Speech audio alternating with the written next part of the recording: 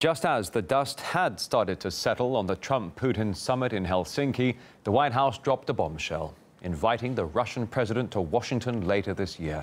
The move sparking total outrage in the Western media. A man that even President Trump now says interfered in U.S. democracy, invited to the White House. And now the president has apparently doubled down. He's inviting him to Washington. So let's collude again like we did last summer. Top spy in the United States. He doesn't know? How is that possible that the president of the United States is inviting Putin for a second summit in a couple months in the fall over at the White House? Because the president he works for is Donald J. Trump. Well, RT's Kayla Moppin now reports on the very latest from the White House.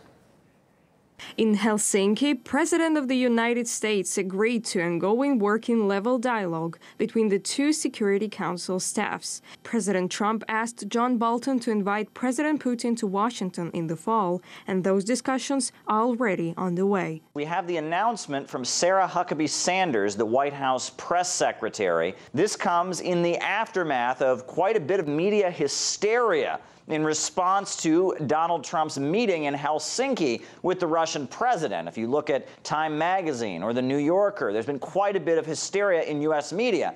Now, in recent comments, the Russian president has actually warned the world about the hysteria in the U.S. media and about, forces that would push false narratives about the meeting in Helsinki to advance their own political gain. There are forces in the US ready to easily sacrifice Russia-US relations for their political ambitions. Our satirical novelists once wrote about these sorts of people as pitiful and pathetic. But these people here are neither pitiful nor pathetic. On the contrary, they're pretty powerful if they can force-feed such illogical stories to millions of their citizens, and they can.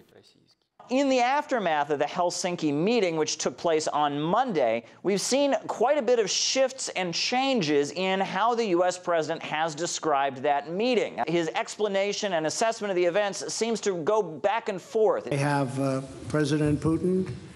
He just said it's not Russia. I will say this. I don't see any reason why it would be. It should have been. I don't see any reason why it wouldn't be Russia.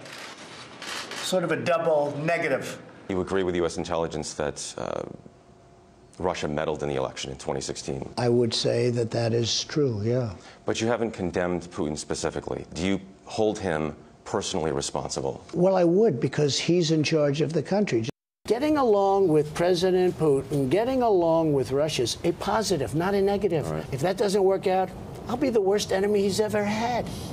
The worst he's ever had. So this new announcement that Trump is indeed planning to invite the president of Russia to the United States, to the White House for another meeting, it fits in with a recent tweet from Trump. He said he was looking forward to a second meeting with the Russian president. But many people are wondering what will happen next, as Trump seems to have gone back and forth, and as Trump faces widespread media hysteria and criticism for the fact that he met with the Russian head of state. Well, the news took both the media and the intelligence community by surprise. The U.S. Director of National Intelligence, Dan Coats, was giving an interview when the news about Putin being invited to the U.S. came in. Hey, we have some breaking news. The White House has announced on Twitter that Vladimir Putin is coming to the White House in the fall. Say that again? Okay. Yeah. That's going to be special.